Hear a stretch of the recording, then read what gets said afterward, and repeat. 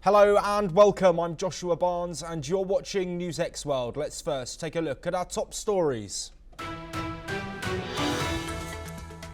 President Xi Jinping says China is not afraid after announcing levies of up to 125% on American goods. The retaliatory tariffs come after the US imposed levies of up to 145% on Chinese goods.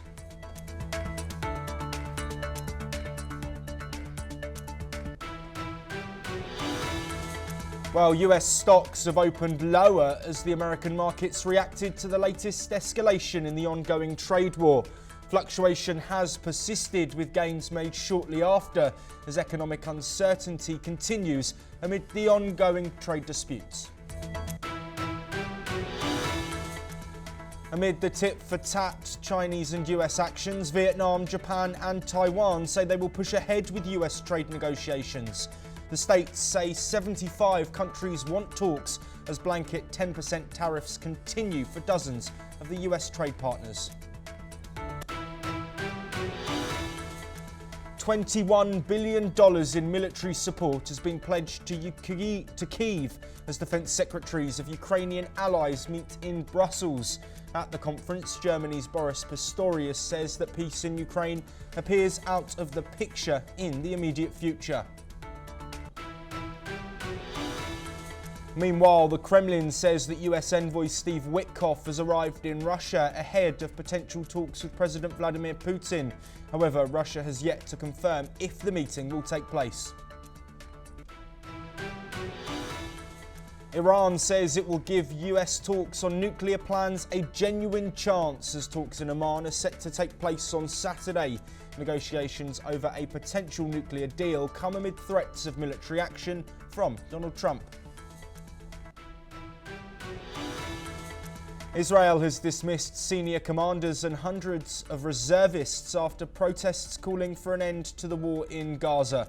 Military action in the Strip has continued while the World Health Organization warns of critically low amounts of medicine.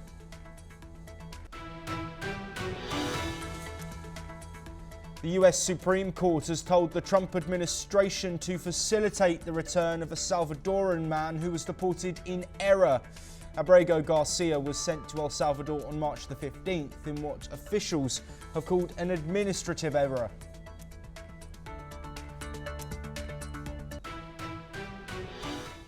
Well, starting off with our main story, and Wall Street has opened last day of the week on a slightly positive note after days of intense market turbulence driven by global trade tensions. Markets ended Friday with modest gains following a rollercoaster week marked by uncertainty over US tariff policies. Midweek optimism faded fast after the White House confirmed a sweeping new tariff structure, significantly raising levies on Chinese goods while applying a standard rate to others. Beijing responded swiftly, sharply increasing its own tariffs on US imports and warning that Washington's approach could backfire. The tit-for-tat escalation has kept investors on edge, with volatility spiking and confidence rattled. In a bid to de-escalate, the European Union announced its trade representative will travel to Washington this weekend to try and revive negotiations. Meanwhile, the dollar fell broadly on Friday as ongoing concerns about US tariffs undermined confidence in the currency as a safe haven, sending it to its lowest in a decade against the Swiss franc and a 3-year low against the euro. Well, joining us to discuss these developments is Daniel Wagner, a CEO of the Country Risk Solutions Group, joining us from Colorado. Daniel, thank you very much for being here. We have had the first reaction from US markets on this continuing escalation we're seeing from both the US and China. Being based in the United States, I want to first get your opinion on how this is going to play out and what the impact will be on the markets and ultimately consumers. Joshua, if it's a new day, it's a new question mark in most people's minds. I think, I was speaking with some folks from Australia yesterday, and they have absolutely no idea what to do. The same is true here in the United States. And that is because, as we know, markets don't like inconsistency. They don't like unknown unknowns. And that's all we're really getting with Trump at this point. So if you're an investor, a lender, a trader, you have no idea what to do, what direction to go. I don't see that changing anytime soon. Yes, absolutely. We are seeing on screen some of the markets currently.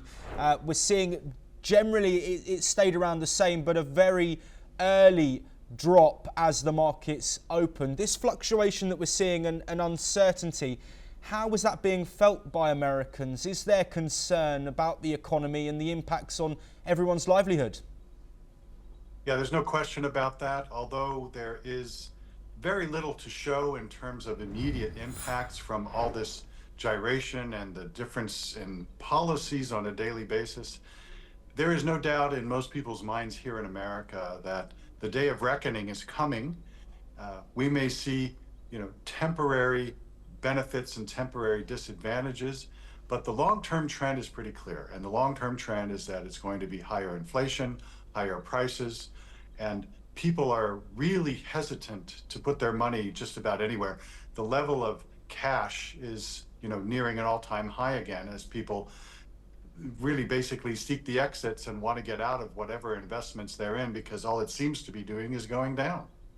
Yes, absolutely. Of course, the negotiations are set for many of the US's major trading partners. We know the European leader on that level is going to be speaking with the Trump administration. Also, the US says that 75 nations have been in contact.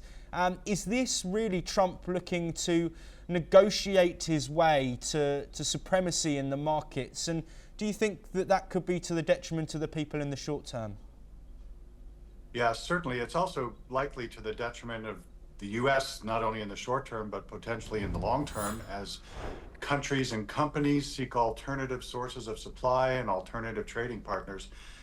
One of the things we learned the other day, I think it was just yesterday, was that the, quote, 75 countries that the US is apparently negotiating with is probably more like 15.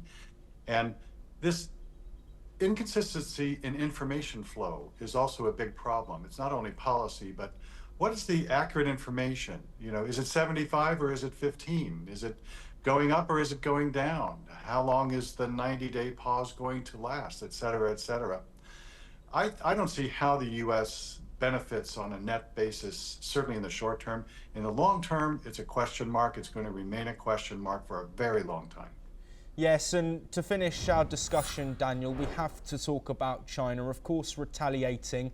President Xi has spoken out saying that China is not afraid of the US and is not scared with its actions. Do you think this could escalate further, and what could be the implications?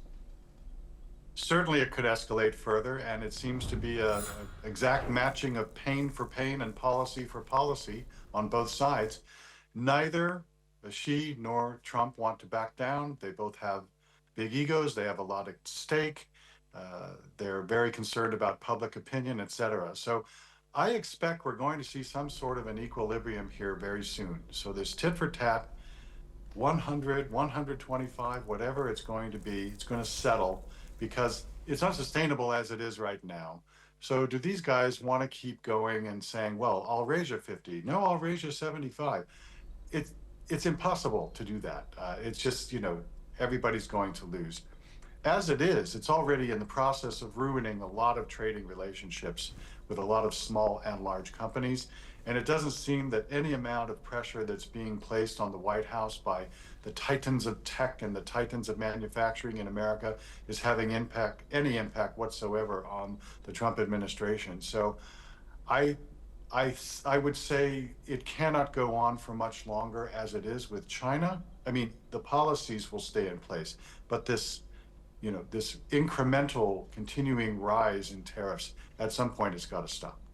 Yes, Daniel, thank you very much as always for your insight. The uncertainty is something we will continue to follow, and the fallout in not just the markets but also in diplomacy is something we'll be keeping an eye on. We do move forward now, and US President Donald Trump's envoy Steve Witkoff has landed in St. Petersburg today for his third meeting, potentially with Vladimir Putin, in 3 months, signalling intensifying US efforts to broker a ceasefire in Ukraine. Kremlin spokesman Dmitry Peskov said the two could also discuss a future meeting between Putin and Trump, but he cautioned that Witkoff's visit will not be momentous and that no one should expect major breakthroughs.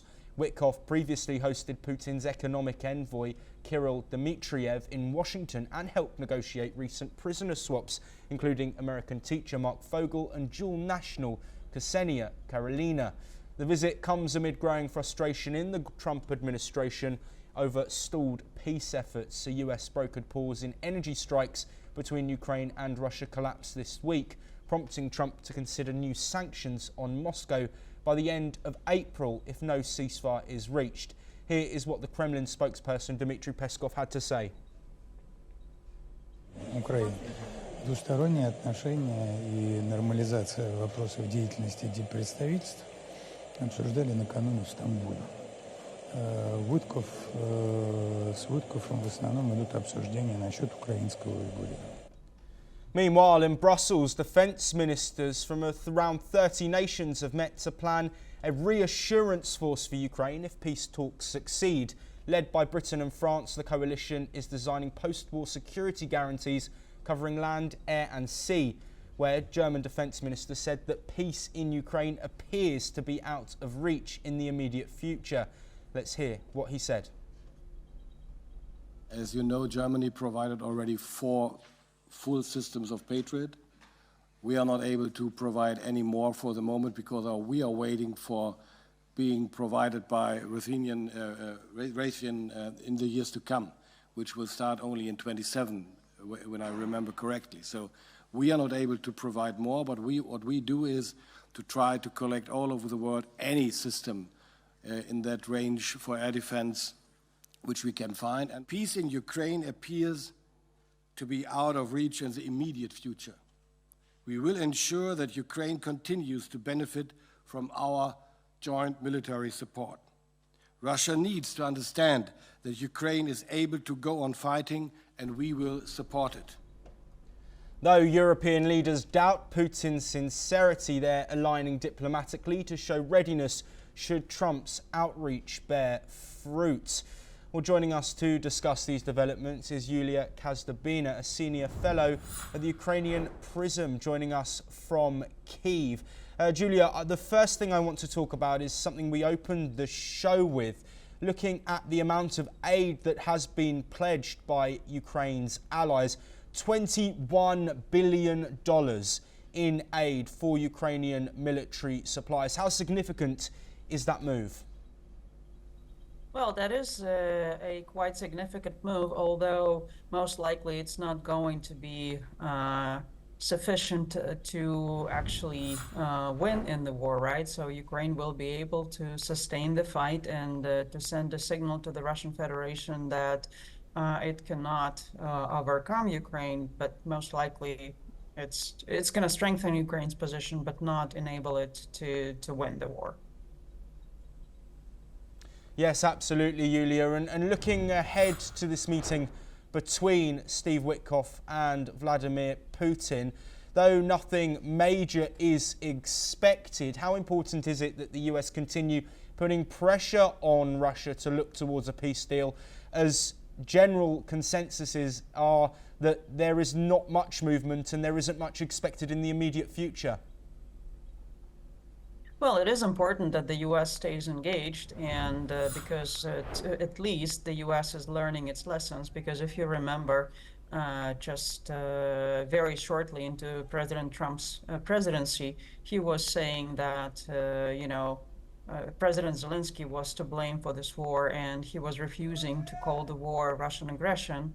Now they're learning their lessons when Ukraine agreed immediately to a complete ceasefire, and Russia keeps refusing to agree to a ceasefire. So this sends a very clear signal who the aggressor is. And maybe at least the hope is in Ukraine that this is going to impact the way the U.S. behaves, because everybody was appalled to see the U.S. reopen relations and to draw closer to the Russian Federation, knowing everything that Russia has done and keeps doing in Ukraine. But it's important that they stay engaged and they actually figure out the real situation. Yes, looking at this meeting that's been taking place in Brussels today, a continuation of unity from Kyiv's allies. How important is it that these nations don't stop in their support, given the fact that peace and diplomatic efforts from the US seem to be slightly stalling? I mean, it is important for Ukraine, and if you listen to what they're discussing providing air defense for Ukraine. They're discussing providing landmines to Ukraine. So those are the means for Ukraine to be able to defend itself, because okay, now the situation has improved at least a little bit. We have seen fewer strikes on Ukrainian energy infrastructure. They do not hit major Ukrainian energy infrastructure nodes, but we understand clearly that they have enough capacity to restart at any point. And so it's very important for Ukraine to be able to protect itself, because winter is coming, and winters in Ukraine tend to be rather cold, and if there is no energy production, then it's going to be very miserable for Ukrainians. And so keeping support from Europeans and being able to keep defending ourselves is very important for us. Yes, Julia, and bringing an end to our discussion, how significant is it that Steve Witkoff makes clear the US aims and what Ukraine need in order for peace to be agreed, and to make sure that that is at the forefront of Russia's mind, considering there seems to be a general understanding that peace in the immediacy isn't possible? I'm sorry, I didn't quite catch the question. Sorry. Apologies. Just in terms of Steve Witkoff and his role in these negotiations and really pushing home the US desire for peace, something that Ukraine have also spoken about, how important is it that that message is clear and is put forward?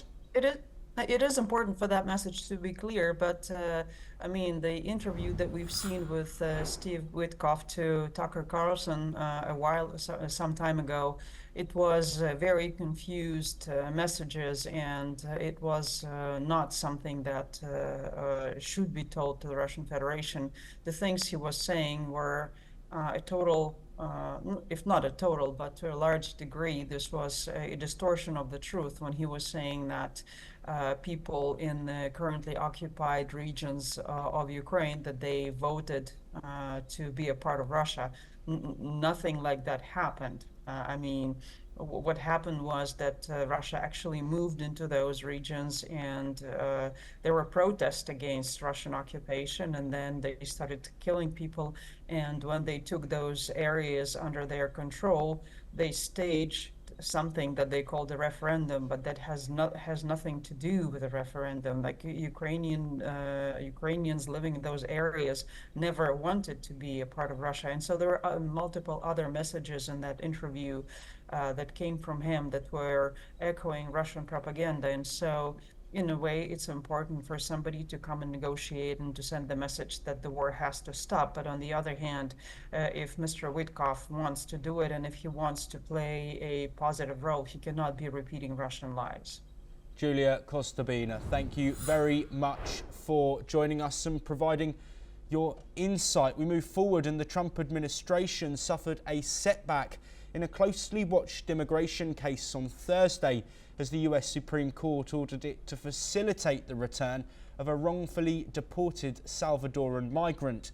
Gilmar Albrego Garcia, aged 29, was living in the eastern state of Maryland until he became one of more than 200 people sent to a prison in El Salvador last month as part of Republican President Donald Trump's crackdown on undocumented migrants. Most of the deportees were suspected members of Venezuelan gang Tren de Aragua, which the Trump administration has declared a foreign terrorist organization. Justice Department lawyers later admitted that Abrego Garcia, who was married to a US citizen, was deported due to an administration error. Abrego Garcia had been living in the United States under protected legal status since 2019, when a judge ruled he should not be deported because he could be harmed in his home country. Well, joining us to discuss these developments and Joining us is Scott Faulkner, head of the Eagle Enterprises, a security firm based in Washington, to discuss these developments around the Supreme Court ruling on this Salvadoran deportee. Scott, I want to look first at this individual case, but we also have to keep in mind the broader issue here that has been raised by courts in the United States, calling these types of deportations not illegal almost under the Alien Enemies Act. But looking at this one individual case, is this just an outlier, do you think, where somebody has been deported by accident? And do you think the Trump administration will react and get that situation resolved? They definitely need to get it resolved as quickly as possible. It undermines their overall program and sets a very troubling precedent for the lower courts to demand this same kind of due diligence and hearings on all the people that they plan to deport. I mean, when you have a unanimous Supreme Court decision, which means even conservatives like Thomas and Alito said, you screwed up on this one, you made a big mistake, is huge.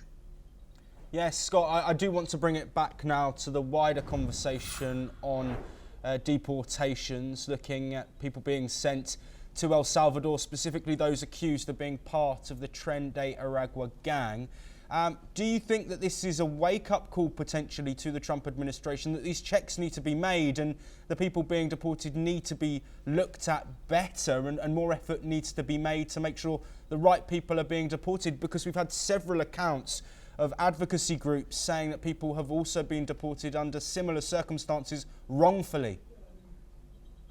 Absolutely. I mean, due diligence is important. Now, obviously the left and those that for some reason like to have gang thugs in this country are trying to slow the wheels down and trying to make each one into a lengthy court case. That would be horrible. But on the other hand, the Trump administration must dot their I's and cross their T's to make sure that the real, true bad people, I mean, the drug dealers, the human traffickers, the murderers, the cartel enforcers are sent packing, but they really need to get their act together and to make sure the documentation is 100% solid. Scott, does this raise questions about Trump's broader immigration strategies and plans? He's obviously been clear that he wants to have mass deportations. Do you think this will potentially make him think about those and look at who's being deported and how they're being deported?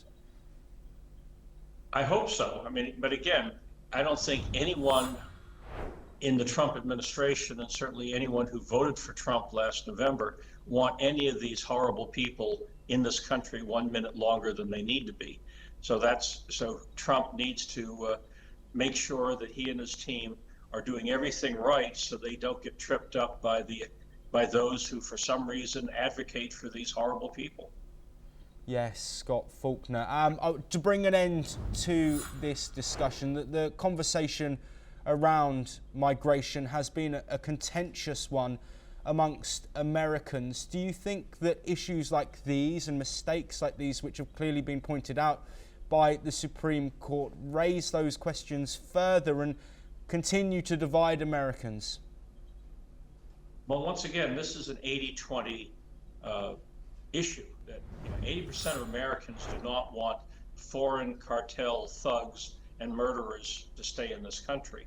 They do not, I mean, with the State Department declaring Tren de Aragua a terrorist organization with foreign ties, we cannot have enemies in this country.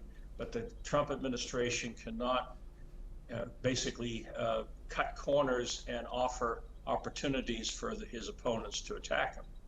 Yes, Scott, we are going to keep you on and we're going to move away from this deportation story. We have some news coming in from President Zelensky in Ukraine, saying that Kyiv has data on at least several hundred Chinese nationals fighting for Russia, saying that Moscow is trying to prolong the war by using Chinese lives. I'd like to get your opinion on this statement, if possible. Of course, the dialogue geopolitically with China saying that these comments are baseless when previously made by Zelensky. How does the potential Chinese impact on the war between Russia and Ukraine complicate these situations further?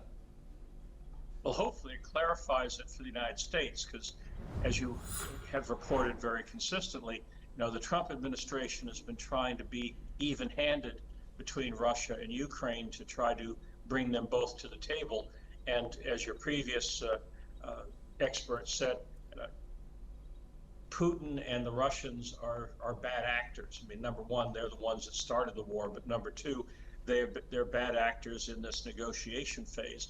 And given Trump's focus on China and trying to counter China throughout the world, both trade as well as geopolitically, that documented Chinese activity on behalf of Russia is hopefully going to tip the scales back to recognizing that the Ukraine and the Ukraine forces are the good guys, and Russia, with North Korean troops that we know have been there for a while, and now Chinese, are the bad guys. And the other part to this is that it shows once again that no matter what propaganda comes out of Russia, Russia must be really hurting on the war of attrition, because they're having to import these foreign fighters. Yes, absolutely. Looking further at the comments made by President Zelensky, he says that the key to successful diplomacy is determination in continuing with pressure on Russia. We spoke, of course, earlier about the fact that Witkoff is in Russia potentially to speak with Vladimir Putin. How important is that pressure that Zelensky talks about, specifically from an American point of view, where Trump has openly said that the war would end quickly, he'd get it over and done with within days, and that seems, of course, not to be the case. We have been months now since Trump took office for the second time. Well, Trump does hyperbole, and I mean, those of us who support him recognize that he doesn't lie. He's a real estate developer. He does hyperbole, and he should have recognized early on that Russia and Putin are not going to blink unless some real pain is issued their way. And again, obviously the battlefield situation is mostly stagnant, although again, Russia is losing the attrition war. But there has to be more economic sanctions. There has to be more political sanctions. There have to be even more equipment sent into Ukraine to tip the scales, so Russia realizes that it's a no-win situation, or at least the oligarchs and other supporters around Putin say enough is enough. Someone needs to be able to turn more screws into the Putin inner circle to finally get them to the bargaining table. Yes, Scott, sorry to cut you off there. We do have some breaking news coming in, and tensions are escalating as Russian President Vladimir Putin meets with Trump envoy Steve Witkoff, while Ukrainian President Volodymyr Zelensky reveals disturbing new information. Zelensky claims Kyiv has data indicating that several hundred Chinese nationals are fighting for Russia, suggesting Moscow may be attempting to prolong the war by using Chinese lives. Zelensky has also called on Ukraine's allies to prioritise the delivery of 10 Patriot air defence systems, a crucial step in bolstering Ukraine's defence against Russian aggression. In a significant diplomatic statement, Zelensky also emphasised that the key to successful negotiations, as mentioned earlier, is relentless pressure on Russia. He noted that 1 month after rejecting a US offer for a full ceasefire, Russia's actions continue to be the primary obstacle to peace. Scott, just to come back with you before we end this conversation, Zelensky talking there about Russian action and wanting to prolong the war. I want your opinion on this. Do you think that is the case, and what is really needed now from the global unit working to end this war in order to bring it to a close? We need to provide more equipment faster. One of the problems during the Biden era was that Biden talked a good game, but he really did slow walk a lot of equipment that Ukraine could have used earlier. And so that's thankfully some of our European allies, Germany in particular, are providing equipment that the US has not. And again, in a battlefield situation, you want to have overwhelming force, you want to have overwhelming technology.